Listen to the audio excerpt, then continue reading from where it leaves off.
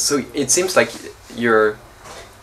it was not about only about opening door, but really what kind of doors you were opening, what kind of work you were doing. Because you had to find the doors. That's right. It all was so new. Right. Since I didn't have the music to support me in the sense of, oh, here's I do this when that particular sound comes, I had to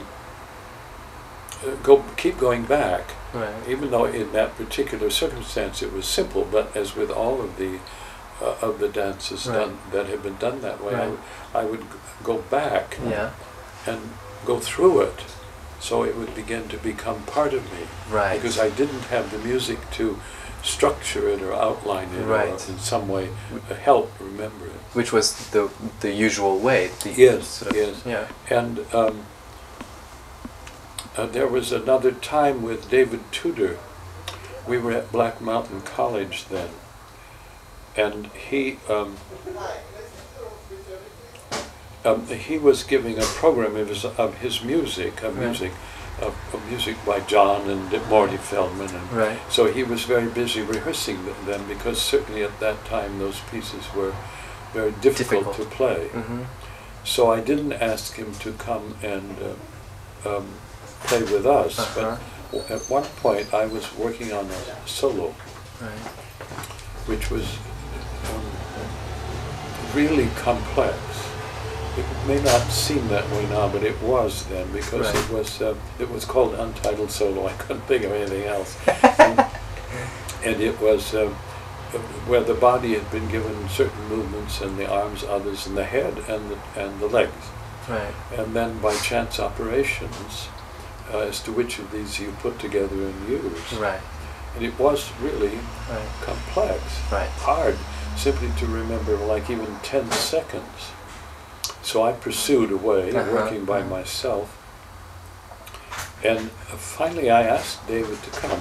There was music that was to be a piece of Christian Wolf, which was to be played with it. It wasn't that I knew the length of piece in working, so I wasn't making it to the music, but I wondered if that might help me. So I asked David to come, and he very generously came. And then he would sit at the piano and play it, and I would struggle out and do what I thought I knew. And I would do about 10 seconds and stop. David would stop, and he'd sit there and then wait, and then I'd get up and go again. I'd get a little further, but I wasn't getting at all very laborious. All well. No. Finally, David... we did it once more, and I sat down in despair. I thought, oh, it really... He came around and looked at me, and he said, well, this is clearly impossible, but we're going right ahead and do it anyway. So we did. So you did. Yes. So the notion of impossibility, that was not around, really. No, because the whole idea was impossible. So if you tried it at all, and something happened a little bit, it was, well, that was possible. Exactly. It was like a little sparkle or something. That's right. Yeah. And that was, I guess, your interest. Like, that little sparkle was worth all the struggle through it, or something like that, maybe. Well, and of course, as one explored it, as I explored it, it grew more difficult, but it also grew more interesting, the whole process of working this way.